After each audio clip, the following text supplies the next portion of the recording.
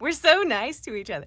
Hi, I'm Melissa Medina. I'm one of those multi-hyphenate things, voice actor, casting director, a bunch of other stuff. And mostly I co-own Scary Good Studio. I do a lot of casting for Scary Good. I'm Sarah Secora. I've been voice acting for 11 years and I've been doing casting for about, I think, seven. Honestly, I don't know. I've been doing it because clients have asked me to help out in the past and I started doing that to help them. And then it snowballed into me doing it more independently with a bunch of different clients. So I've been lucky enough to work on a lot of games that I really love, including like Smite and Paladins, Warhammer, Rogue Trader, Wulong, Warframe 99, which Melissa, ironically, is somebody that I cast in that.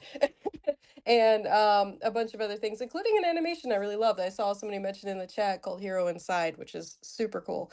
So yeah, I've just been doing this for a while. I'm a remote only voice actor, so I'm very pro remote with my casting. And I like to help kind of bridge the gap between actors and devs and kind of, create that place where actors can work fairly, safely, and devs get what they need for their projects. Same. Scary Good Studio is very remote friendly. We've cast things, I guess, stuff recently. Starship Troopers, Zephon from the creators of Warhammer, Kronos Event, Stargate, Timekeepers, Tlatoani, a lot of stuff. We do animation and video games as well. And as Sarah said, you kind of fall into casting a little bit. Yeah, Starship Troopers was fun. But you kind of fall into casting a little bit sometimes when you work with people and they're kind of just like, hey, do you know anybody that fits this very specific spec that we can't find anyone for? And you're like, yeah, I have friends. I know some folks.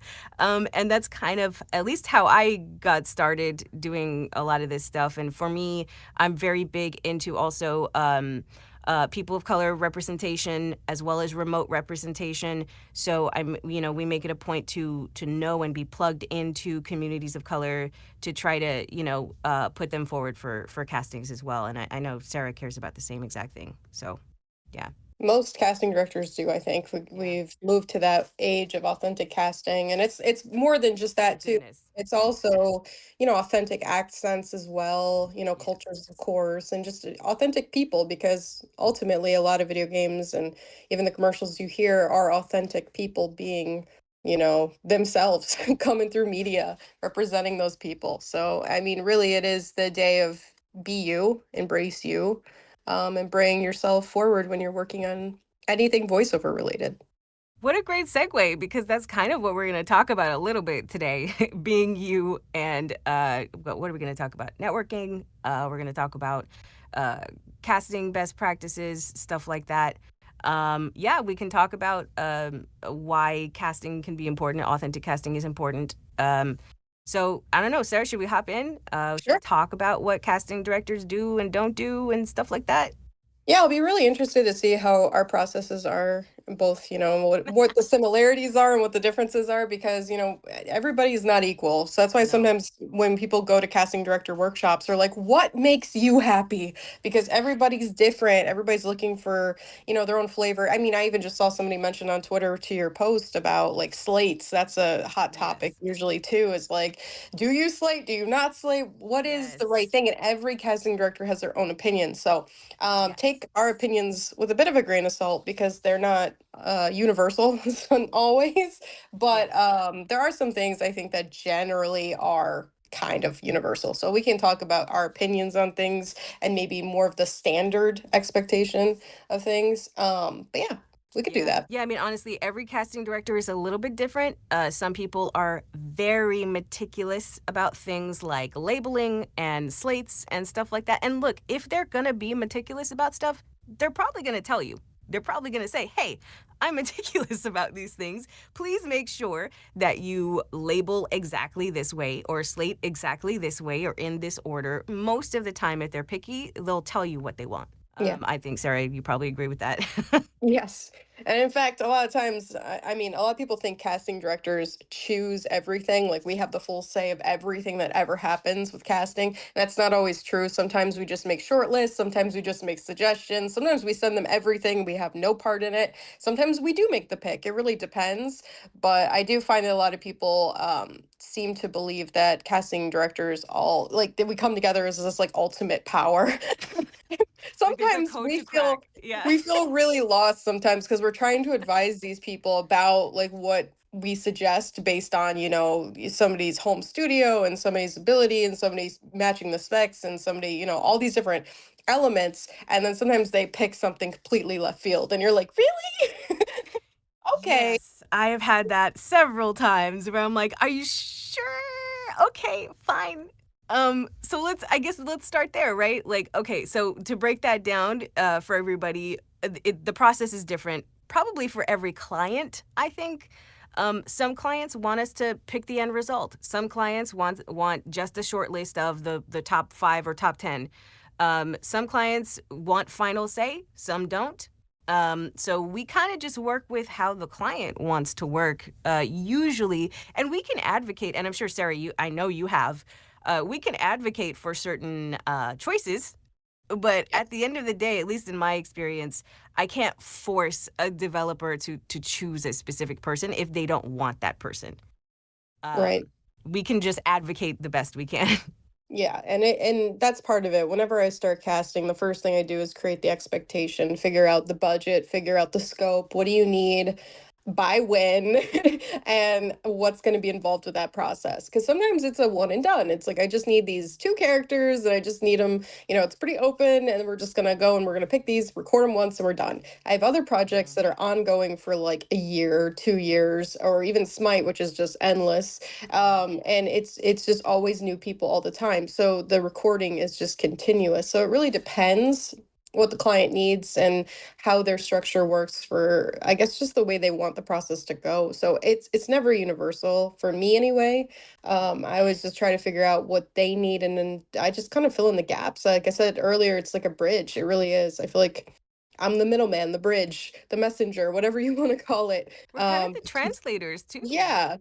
Yeah, because Hmm. they don't know. They don't know a lot of times they don't even know what is good pay for a voice actor. Sometimes we have to, as you said, Sarah, about budgeting and stuff, we often have to say, okay, you have 25 roles to cast. Here's what the typical, pay rate is. And then they go, or they go, yeah, sure, that's fine.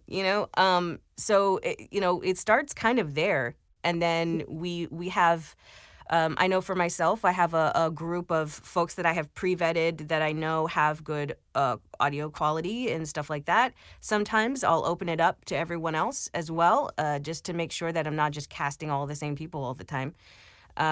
Yeah, that's kind of where things start for us and for me for sure. Sarah, you got anything else? Yeah, I've also cast union projects as well, and Mhm. that's a completely different ball game. Yes. I've also had to cast celebrity talent. I've also had to cast through agents only, and every single time, whether it's my roster, agents, union, non-union, video game, animation, even commercial, the process changes a lot, and it's important as a casting director to really understand the do's and don'ts with that personally, which I think for actors it doesn't matter as much to know those details, but what I think does matter is to know how to, well, we're going to talk about later, but we're going to talk about like what to do to stand out to casting in a positive way and what not to do, because there are things you can do to kind of shoot yourself in the foot a little bit. And I think what's really important for people that are trying to kind of break into maybe more mainstream stuff or even like higher level indie stuff, and they do have a casting person heading it, it's not just a dev, is knowing how to approach these people. And there is like an etiquette to it. And I also think that a lot of the time, there's a lot I want to say. There's like a lot of do's and don'ts, but there's a lot of people that I think that when it comes to networking, we're going to talk about that too. And I think the other side of it is not just the networking, but the submitting. Like you mentioned earlier, labeling, and we mentioned what slates. There's so many things that I feel like are not universal, so I can't give like a full stance on it, but I can give the opinion of me, and Melissa obviously can give yours. And I feel like Yeah. the best thing you can do is try to get to know casting directors for what they generally want. Maybe follow the standard. Really, really, really, really read every email ever sent to you by a casting person as closely All as of you it. possibly can. The and top to bottom and then do it again because I swear I can bold something, I can highlight something, I can put it in every color of the rainbow and the people will not read it. And I got to say if there's a pet peeve for me as a casting director, it's that. It's that people don't read what we took the time to write out to It help you takes get cast. time. Yeah. Yeah, and it's there because we're trying to head off the customer service element, which I don't think people talk about enough. When you're casting, you're essentially going into customer service mode because Mhm. there's going to be a lot of actors with questions, a lot of Yep. actors that need help with things. Oh, the Dropbox isn't working. This email isn't working. Do you need this? Do you need that? Can I have an extension? And Mhm. there's always going to be a million people emailing you questions about what they can and cannot do. So a lot of it's in the email. Yeah. We It's try to already there. like front load it to answer as many questions as possible ahead of time. Um, Look, when it comes to things, I'll just like dive in, I guess. When it comes to things like slates, it comes down to casting director preference or client preference. Um, and they'll usually tell you. And I think for me, if I don't say slate, I don't want to slate. Sometimes I like to anonymize auditions. And if you put your name at the beginning of it, that doesn't help me Yeah. anonymize it. Um, I don't really always want to know who it is. I want to listen to your performance. For me, I don't need slates, and if I want to know who you are, I'm gonna look at the file name for me. But again, everybody's a little bit different, and clients are different too. Sarah. Yeah, definitely no slate for me too. I always put no slates and about half the people still slate. I But know. the reason I don't want to slate is because I have to listen for we're talking about Smite specifically right now. For Smite, I have to listen to sometimes 1,000 plus auditions in a sitting. And so when I'm doing that and you know, about half of them have a slate, that adds a lot of time, believe it or not. And I'm just like, okay, your name's in the label, so I'm good. I don't need it here too. Just get to it Um as quickly as possible, you Yes. know? And I even, I put usually in them too, please don't put a second take unless you make sure that take is significantly different. A lot of people think changing an inflection or changing the read slightly, well, this one's slightly higher pitched by like the most minuscule amount. They think that changes the read. And I'm just like, it's not enough to need a second take. That's such a small change. So when somebody says, no slate, only send a second take if it's significantly different. Really listen to that because those things add a lot of time to the casting director's plate if you don't do them appropriately, and that can Mhm. cause not so nice feelings. It's like, Yeah, well, it's like you're not honoring the request and you're also taking up more time that didn't need to be taken. yeah, because ultimately we're trying to be as fair as we can, right? And we want to listen to all of the auditions that we get, preferably.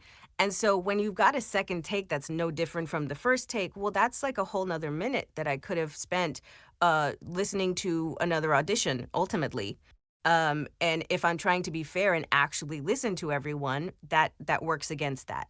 And we're a community, right? And we don't want to monopolize time if we don't have to. So It might sound silly to other people, like, oh, a whole minute of your time. It's like you don't understand when there's a times 1,000. thousand Yeah. plus and you add a minute to 1,000 plus auditions, that's a whole lot of time. That So is. It it's adds up. just like it's a little bit, and it's very repetitive too. I don't think a lot of people talk about that. But when you're listening to the same line over and over and over and over, it starts to like lose meaning.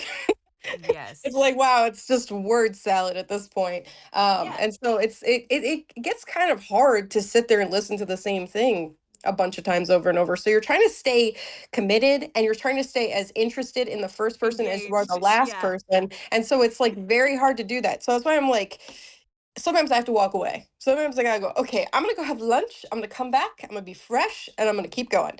Exactly. Because it can get, I always say it makes my ears want to bleed when I hear the same line too many times.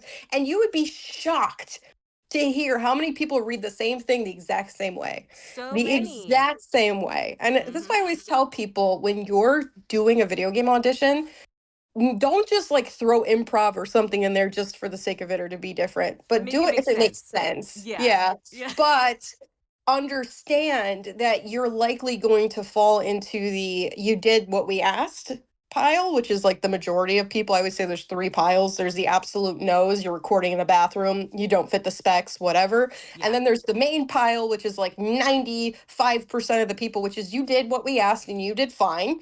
And then there's the 5%, which is like the short list. These people I want to listen to again. These people invoke some kind of emotion. These people did something really great here.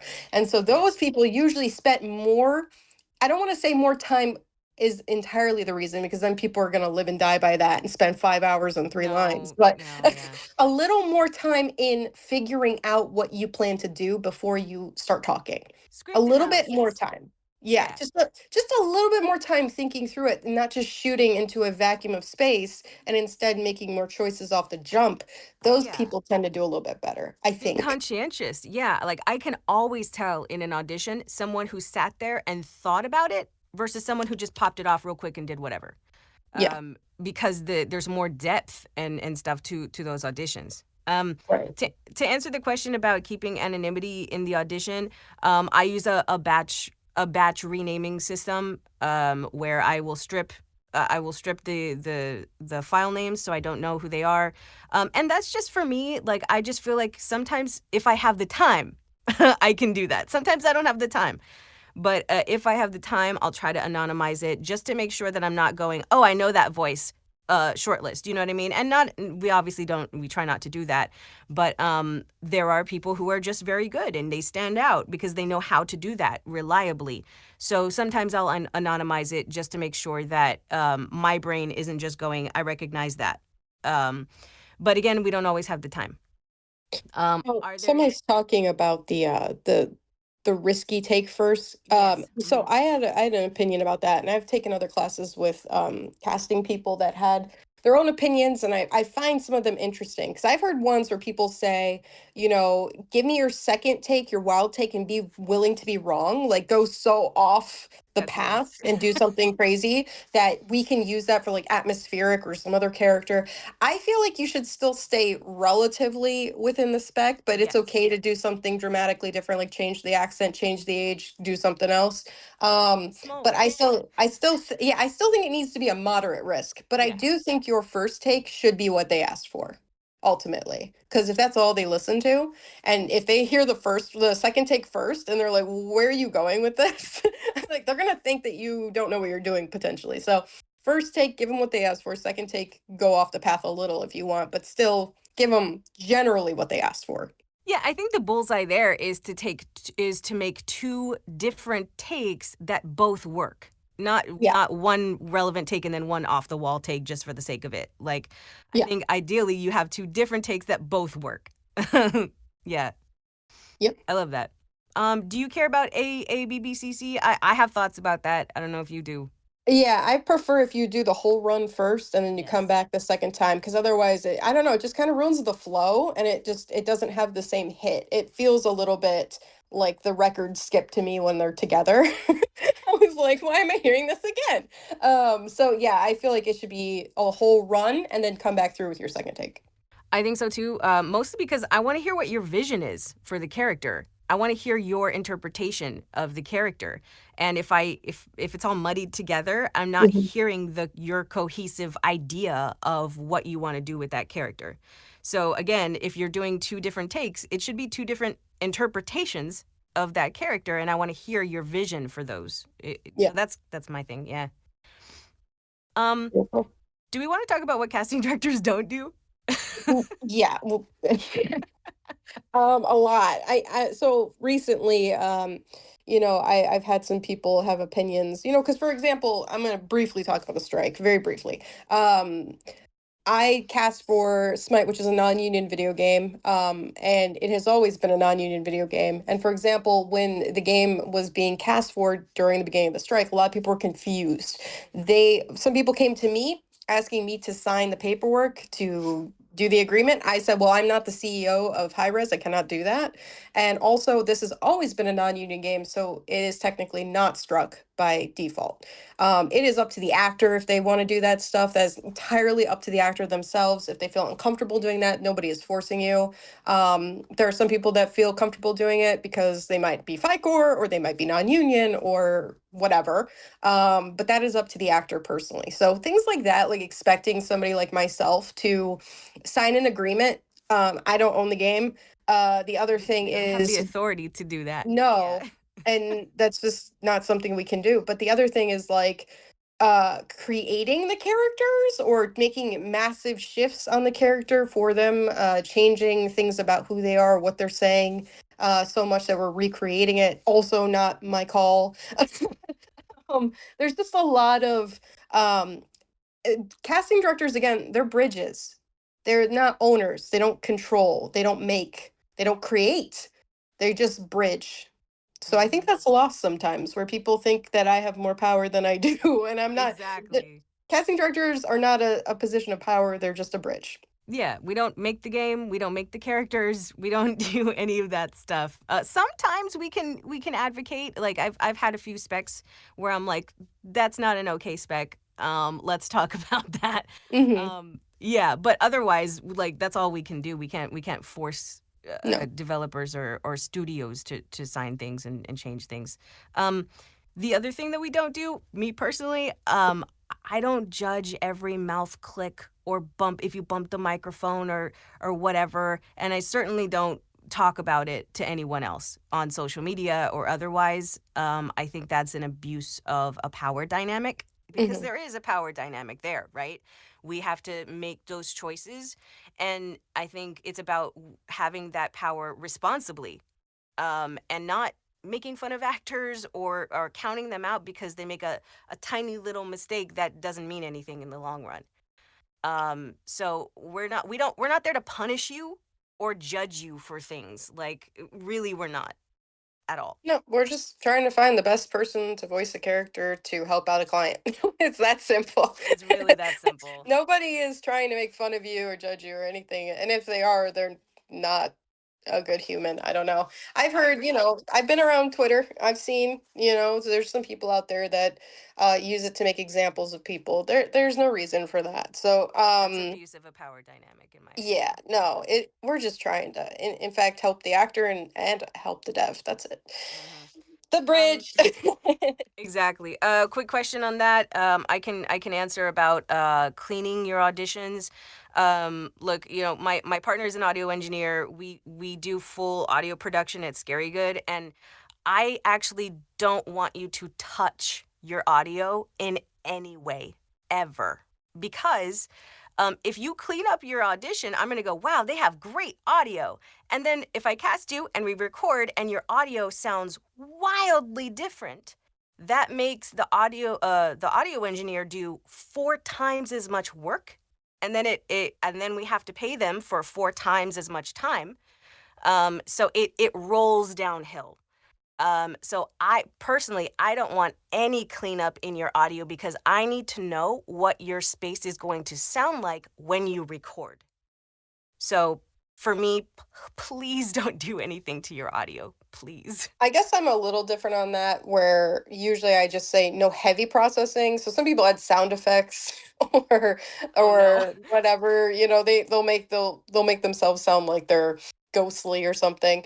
I don't want anything like that. If you do like a light normalize, a light noise reduction, something just minor like that, don't EQ it though. Some people EQ, don't touch that. Just Hmm. normalize and noise reduction if you need it. It's not a big deal for me with like Smite and stuff.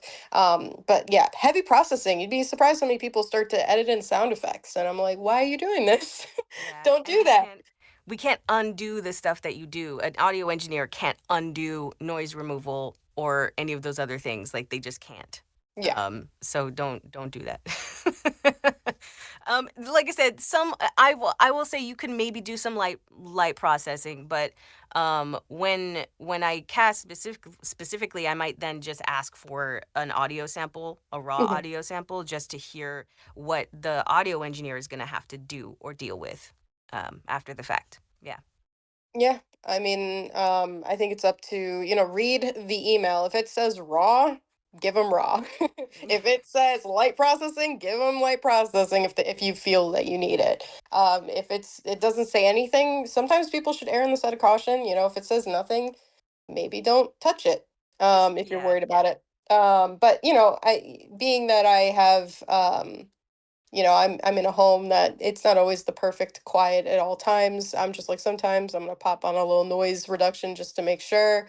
And I've been having to do that off and on because of my 5 pets running around.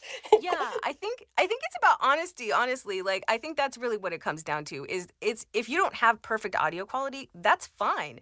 I think audio engineers and from a production Mhm. standpoint, they just want to know what they're dealing with. So Speaking that of they that, can if make you time. can, you guys should have a raw studio sound test on your website if you are working remotely, because that helps a lot for devs and for casting directors to have confidence in your studio. So that would be untouched. You would not do anything to that whatsoever. Yeah. Having that on your website is fantastic for that, because I all the time have studios ask me Yes. just to make sure, Yeah, if it's and like that a comes in lawnmower handy or a all the time. plane or something that's like not permanent, that's fine. But if you've got like a low drone all the time or something like that, that's a little different. Mhm. So it's circumstantial as probably a lot of this is. That's So what I'm saying. Like everyone's got their opinions on stuff. Like I'm a yeah. big no slater. I know people who are super heavy on slates, and it's personal opinion. So again, somebody put in there like no editing with scary good. That's good to know, because yeah, if that's what's important to them, you should know that information, because And we make I that feel clear. Yeah. yeah, and Yeah. exactly. So again, read that email Yeah, and again, and it's you're if good. it's permanent sound versus transitory sound, right? Yeah, A lawnmower. I'm not gonna count somebody out in an audition because there was a lawnmower in the background. Like right, again, we have grace with actors, generally speaking, and I'm not gonna be like, oh, there was a lawnmower in the back. So we do think about those things when we're listening, also. So right. yeah. Um, Okay, what do we want to talk about next here? No, you want to talk about networking, or I mean, I had a quick thing about vetting Okay, CDs. Unless you wanted to talk about that, I can be quick. sure. I have a thing about vetting even your casting directors, especially in the indie space. You don't really have to do it too much if you're doing like, a Smite or, the larger games and stuff like that. But when it comes to indie work, please protect yourself. There's a lot of folks out there who go, I'm starting a roster. And then they take your personal information, and then there's never any casting, there's never any projects that come from that. Sometimes it's just to get some traction on social media, whatever it is. Like I'm not trying to throw shade, but I think it's important for you as an actor to vet CDs as well, vet casting directors. If somebody is asking you for your personal information and your demos and all of this other stuff, maybe ask what is it that you're casting for, or go out and try to find what have they cast for before, because they should have a record of it somewhere on their website, on IMDb, somewhere for stuff that they've cast. And that will help you vet them so that you're not giving your personal information to randos on the internet because they wanted some social media stuff. So I just say keep that in mind when you're joining rosters, when you're submitting your personal information. Like your email, location, race, and ethnicity are like federally protected information. Employers are not allowed to hire based on that. So if you're giving federally protected information to people, make sure they're trustworthy. Yeah, Yeah, I think there's those a are lot of people that use that to kind of gain traction, like you said. And I think a lot of times they start off with the roster before the client, and it should be client before the roster. yes, So if yes. they don't have anything to cast for currently, then they're not actually starting. And I think they just want to build that up to seem like they are. And I get it. Starting off in anything is hard. I totally get that. But Hmm. I do think you should have a client first to Yeah. kind of try to enter into that. So that's at least the thing that I think takes it apart for me when I'm looking at somebody who's saying they're starting casting. If they're starting with the roster, I look at them a little weird, because I'm like, are you actually, or are you doing this so that your follower count goes up? Yeah, and keep in mind too, again, it's about your safety. It's about, trying to feel that stuff. And also other casting directors see that stuff too. I've seen a few people who are casting directors that have been doing this for 20 years that cast for AAA games, the minute they see I'm starting a roster and there's no project, like they pay attention to that. So keep that in mind as well. Like things are on social media and are visible to everyone. Mhm. So vet folks and protect your personal information too. So Yeah, yeah. there's also that kind of stigma where it's like the voice actor turning into a casting director. And I do think that that's a fair thing to have because people do worry about conflict of interest. People Yes. do worry about, unfair practices and things like that. And those are all very valid concerns. Mm-hmm. Um, I, again, got into this before I even got into AAA, even for my voice acting. So for me, I kind of like naively went into this with bright eyes and a hopeful heart, and I think a lot of people maybe are doing that, so I do feel for them. Mm-hmm. But it is a little more complicated than that, and it's great. I know it sounds hypocritical because that's what I'm doing. I don't think it's ideal for voice actors to be casting directors, and I'm so deep into it now. But if I could re-roll life, I probably wouldn't have done it with the information that I know now. So Yeah. if you are somebody that's a voice actor and you want to get into being a casting director, I don't necessarily think it's the best idea, but I do think that you could do other things. I mean, I do see a lot of voice actors that also direct, which Mm-hmm. I think is great because I think that there's a lot of insight there that's super helpful. Yeah. So there's other things you could do. You could even get into sound engineering. That's super cool. A lot of people Oh do my that God, we need too. that. Or adapting scripts for like dubs. There's a lot of Yeah. other avenues you could do as well. So it's not Yeah. just like, oh, I have to also cast now. No, you don't. And if you, yeah, it's not a pipeline where you have to cast. But I think too, the other part of it is there's nothing wrong with saying I help cast. Mhm. I help refer people because I think all of us have at some point Right. referred other people. I know I have where I have a client that wants me for their main character, and then they go, "Oh, we have like 25 other roles. Do you know anybody?" That's different to me than being a casting director. That's me helping with casting. And 100%. I agree with that. And that's a lot yeah. of the times how it starts too, though. And then maybe that person trusts you and brings you on. Because that's what happened with me. The very first client I ever had was for a visual novel. And they actually brought me on to continue doing it after the first try. And I even told them, I was like, I have no idea what I'm doing. And they were like, okay, there'll be like a trial period. So I was just trying to help them. And it just kept happening where they were like, do more, do more, do more. And then Mhm. the next client, do more. And if that's the way it goes for you, that's okay. I'm not trying to say you can't. I'm just saying maybe think about it a little more about, maybe the difficulties it could cause. And also if you want to focus, because people always tell me, what do you focus on? What's your focus? And I always say voice actor first. I'm always going to be a voice actor first. Because ultimately you can only split yourself so many ways. Yep. So casting is something I do quite a bit, directing is something I do a bit too. But voice acting, I would drop all of that for it. I would always be a voice actor first. So I think it's important to maybe, even if you do have your other things you do, to maybe have your priority thing as well Yeah, considered. exactly. Yeah. For me, I lean more into directing than voice acting these days because that's something that I'm a little bit more interested in sometimes. So everybody has their, as Sarah said, their focus, their path, and there's nothing that you have to do in any of this. So Right. yeah, um, cool. I think we did a pretty good job, Sarah. High five. um, I want to talk a little bit about maybe networking Sure. with casting directors. Sarah, I don't know about you, but how do you feel when people come up and like talk to you or like network with you? Like, what do you Um, feel? it's funny. I advertise that people should go on LinkedIn and network. But when people try to do that with me, I usually am pretty shut off. And so I want to give you a little bit of an explanation to that. So I Me have too. had a lot of success with LinkedIn personally, more than cold emailing, more than just like hopping into somebody's Facebook messages. I've had a lot of success there because it's meant for business. So it's more of an appropriate place.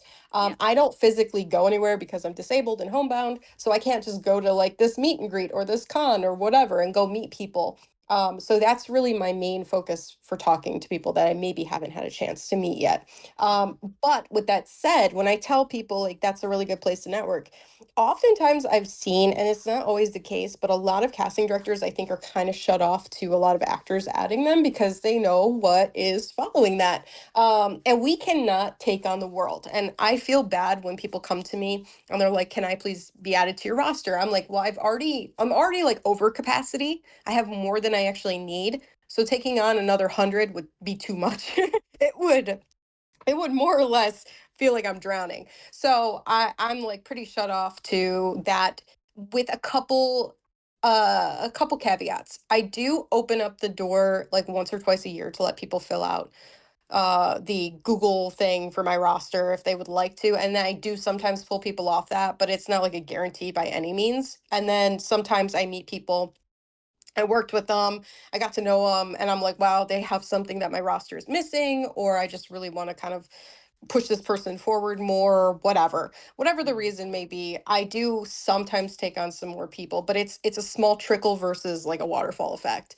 And when it comes to me telling people to then go on LinkedIn and talk to people in network, I mostly mean the other people that are not casting directors. I'm talking about like the narrative designers, the audio directors, like producers, people who are in the pipeline but maybe aren't the guy. Because sometimes they can refer you and that can go farther than you just like hitting them up as a cold message. Because I feel like they get bombarded and I don't blame them. I feel the effect and it's a small version of that. And I'm just like, oof, sometimes it's a lot. So I would say that. And the other thing I would also say really quick is that you networking with other actors is not really the best because they're not really the people that hire, and they are people that can refer you, but they're not people that hire. So versus like networking with other actors, I think it's better to create community with them and friendships instead of like expecting them to like keep your business card in case someone calls. Yeah. So that's kind of how I see it. Networking is good, and it's not that you can't talk to a casting director. I just think most times they seem more shut off, and I totally understand why. Yeah, and I think to add on to that, because those are all really great points. I think with something like LinkedIn, there is a like a social contract, if you will, that says if I'm on LinkedIn, I'm doing business.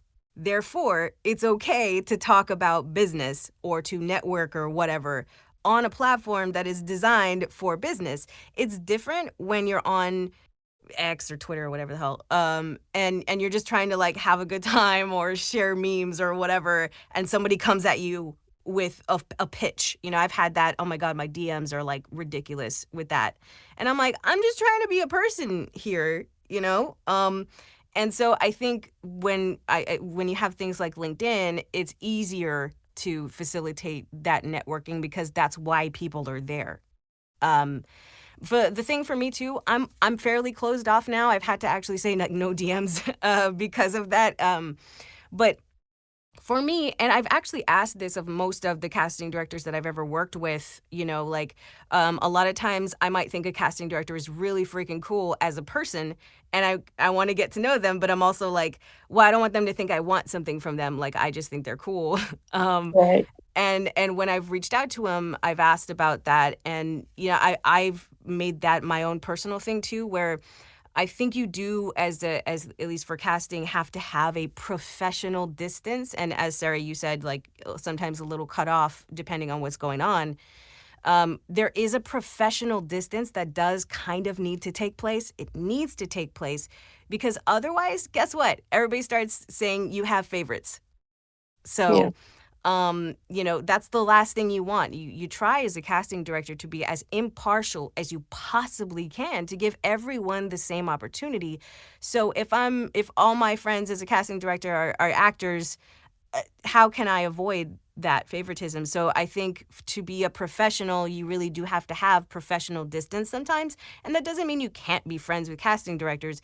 It just means that if they are a little bit more aloof or a little bit more closed off, it's not because they hate you or, oh, I'm a casting director and I'm better than you or whatever. Like a lot of times it's, hey man, I think you're really cool too, but I've got to maintain some distance so that I can remain impartial in what I do in my job.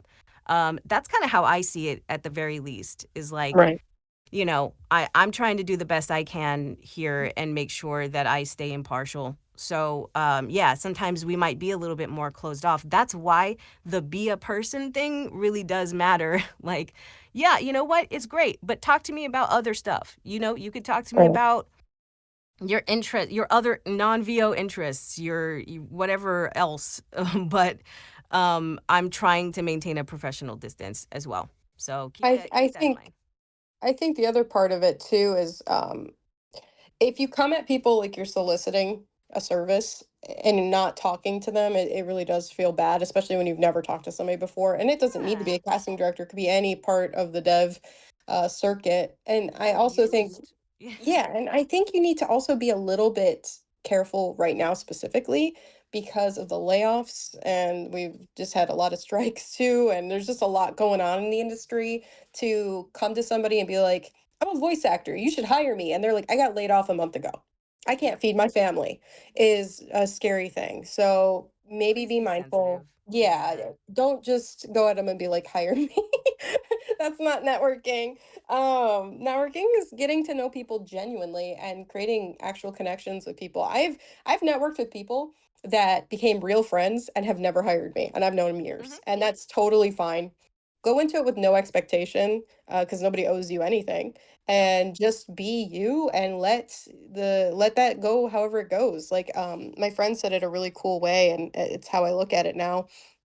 You're walking in an empty field when you're networking, and you're throwing seeds behind you, and you don't see anything in front of you, nothing, it's barren, it's empty, but behind you things are growing. And I've literally had things I've networked for 4 or 5 years ago come up later, and Yep. people are like, by the way, we need something now. So you never know how long that seed takes to grow, if it grows at all, but you don't need to stare at it. You don't need to be like, Hmm. grow, because it Just might watch it not. paint dry. Yeah. And it's very stressful, and it's hard for people sometimes because there's like a rejection element or a fear or the uncertainty, the unknown, and you just got to let things land how they land. You do your best, Hmm. put yourself out there, and you let the rest happen. I think having a healthy curiosity outside of your bubble helps. And maybe this is getting off topic a little bit, but I can't tell you, like, I think most of you know, like, as a voice actor, the holy grail of voice acting is repeat work, right?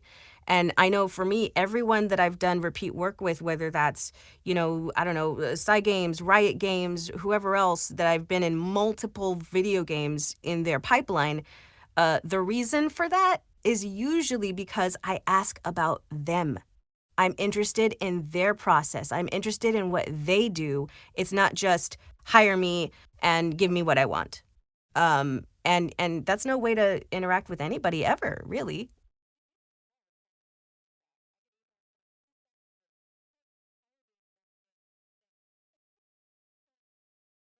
It's not just about voice actors, like you're a small part, and I've said this on I know on Twitter many times. You're a small part of a much larger process and a much larger industry.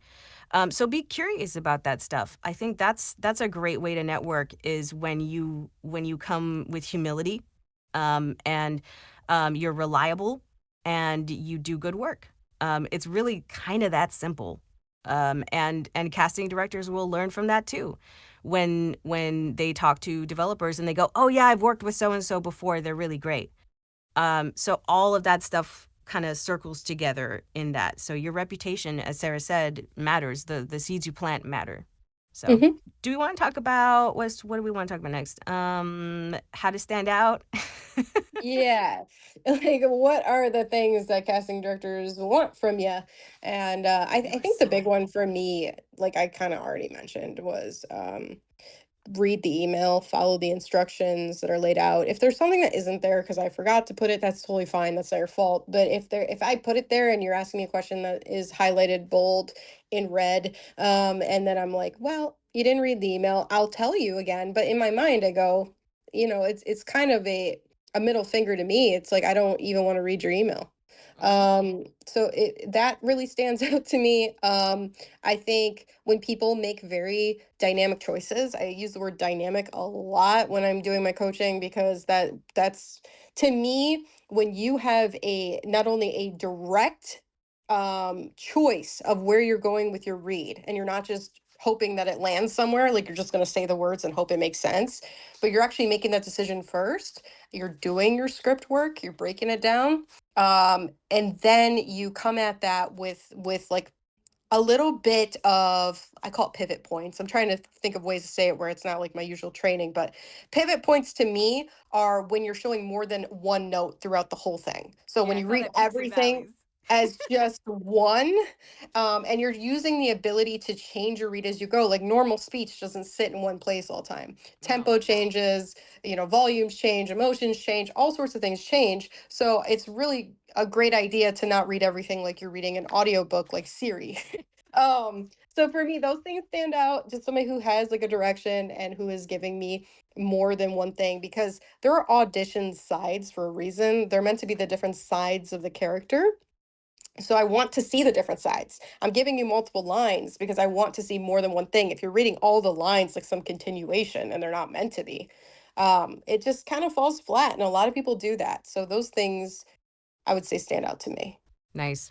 I think for me, I'm similar. I think this may just be me being picky, but I want to hear that you actually understand what you're saying. That you have actually read the lines and done some level of like script analysis, and you're showing me your version of that character, not just line plus an emotion. Because usually it's line plus sad, line plus angry, line plus happy. And that's fine, but I want to know whether you understand this character, because when you go into the booth, you're going to have to be that character, embody that character, not just say words with emotions. So for me, I'm looking for a sense that you understand what's happening in the scene. You have read the brief, if there is one. Hopefully, there is. You've read the brief and you understand who the character is and what they might do. Um, I want to know that you understand what you're even saying, because I can usually tell when folks haven't spent the time to think about that, because it's usually very, as Sarah said, one note. There's no peaks and valleys, there's no dynamics. And that's a dead giveaway for me that you may not have taken the time to understand. And if you don't do that in the audition, I can't rely on you to do that in the booth. I think you have to believe your take first before anyone else can believe it. A lot of the time, I think a lot of people read it from a very surface level where they're like, "Yeah, that's the word. That's the thing." I said the Um, words. yeah, and I just don't feel like a lot of the time even they believe it. So I think you Hmm. have to really sit there and be like, Did that feel good?" As stupid as that sounds, I feel like I get like a spidey sense when I feel like I've got the take, because I'm like, "Ooh, I had like a feeling with that one," versus just I said the words. So yeah, I think it needs to go a little deeper. We're doing video games, we're talking about that a lot right now because that's even animation. We're Same thing, playing yeah. people that have feelings and they're trying to get their point across for a reason. They're not just talking to talk.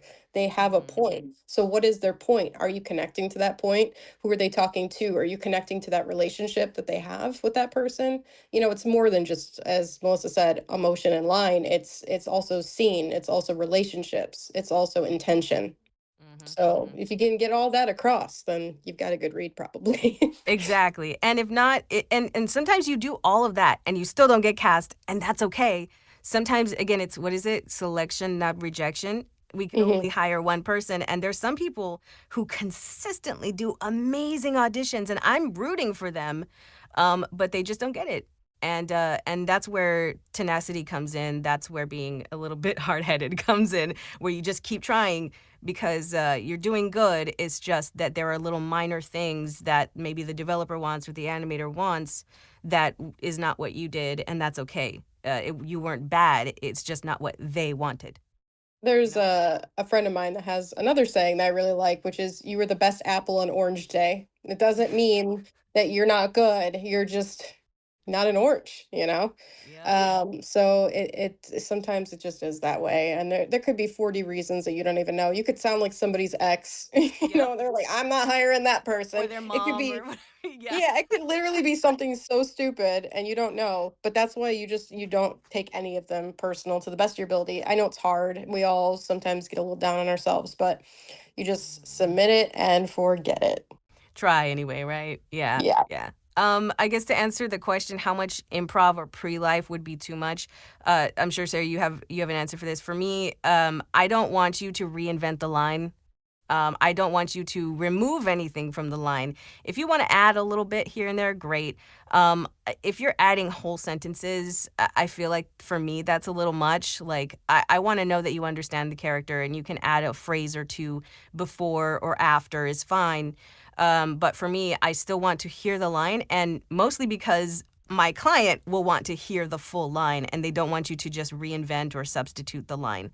So pre-life, I love pre-life. And improv a little bit before or after, not changing anything. I don't know, Sarah, you have the same So preference. Smite's different. It's a lot of barks, and certain lines we can't change at all. And certain lines we've changed on the spot just because the actor had an idea and they loved it. But we have the writers on spot to make that call. So it for certain games I'm okay with a bit more than others. On certain lines I'm okay with a bit more than others. It really depends what it is. But I will say that I feel like if pre-life gets you there, like it's a hard start to ramp up where you need to go Mm-hmm. and it gets you there, whether you cut it off or leave it in, or a little bit of improv. Like, for example, you're voicing a character that's half crow. Yeah, I'd love to hear you make crow sounds Yes. or something like that. I'd love for you to embody the character more. And if there's something that really would help elevate it, not change it for the sake of just adding it, but add to it and actually bring the performance out further. I'm fine with it. I don't care where in line it is. I just don't, like Melissa said, I don't want you to rewrite it because you can add a little bit. I think I'm maybe a little bit more willing to hear improv for Smite than I would be some other games. Yeah. Yeah. So it depends. It depends on the client. Yeah, absolutely. It's not Um, really an actor choice all the time or a casting director choice all the time. Sometimes that choice is the dev. yeah. They're like, no, I want it read as They want is. to hear the line. Yeah, yeah. So um, yeah, it depends. Is is a lead-in the same as pre-life? To me, no. A lead-in is a line that you say before the line. Pre-life could be a sigh. It could be a burp. It could be whatever.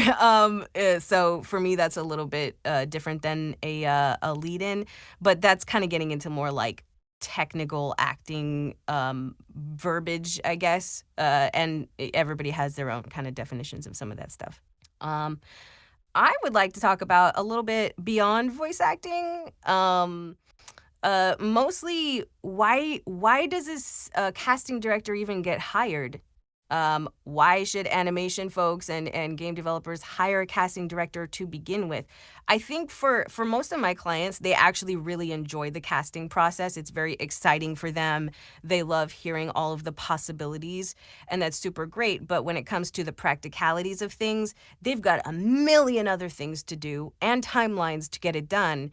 Um, Oftentimes they don't have the time, and they don't expect most of the time, and Sarah, I'm sure you've seen that, but like they don't expect to get 300, 500, 1,000 auditions, and then they go, "Oh crap." And then they go, "I need help." Undo this mess that we made. um Right. and then other times it's very scheduled. And you still have to field that many auditions. So most of it is us helping narrow down the choices and getting rid of some of the obvious things that don't work, to try to help them take a bigger bite, basically. Yeah. Yeah. I feel like with me a lot of the time, I'm trying to help them understand how to even communicate to an actor, what an actor expects, what an actor needs to even be able to audition, to be able to do their session, Mhm. the budget that is appropriate for what they're doing, Mhm. and just all the bits that make it happen. They're just like, we want actors.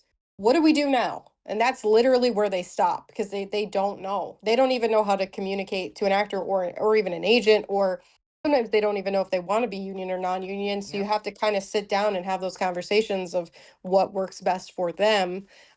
So a lot of what I do is those meetings, unpaid meetings of me sitting down and Yep. having these conversations and trying to help them figure out what they want, because it's not just go cast whoever you want for this right now. If I don't know who they want cast, like what the characters are, what Why? their How? game Yeah.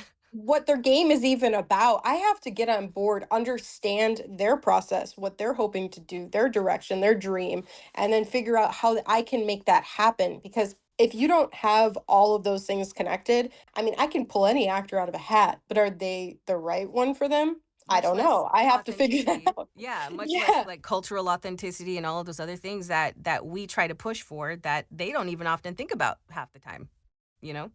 And sometimes, I've had even people that don't understand the authenticity bit where they're from other countries and Mhm. they don't get why in America this is important, or in the Right. UK or in Australia where we make these strides, where they might be from a country where they just don't get it at all. Like a And they lot don't of want it.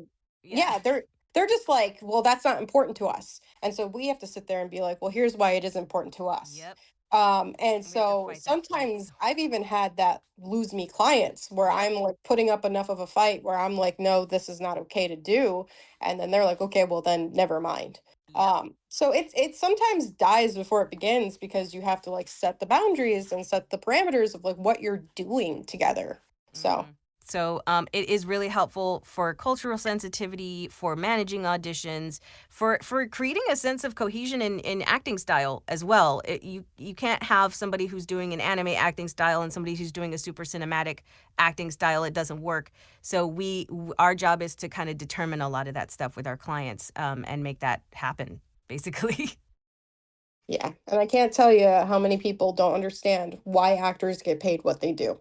When you come in with a 250 an hour with a 2-hour minimum and they're like, "Well, it's only 10 lines." You have to explain that this actor spent how many years obtaining the skill to be able to even do that in the amount of time that Exactly. they wanted it. And then also all the equipment that they have that you will also be using. So it's a lot of Training. Yeah. educating the devs about why things are the way they are. Because to them, now with AI, it's pretty attractive to just pop it in a machine and get it done in a second, not have to pay that. But we have to explain why you don't do that, why that's not a good idea. Yeah. So it's getting harder and harder to have that conversation with AI on the table. Yes, it is. Yeah. All right. Thank you. No problem. Take care. Bye.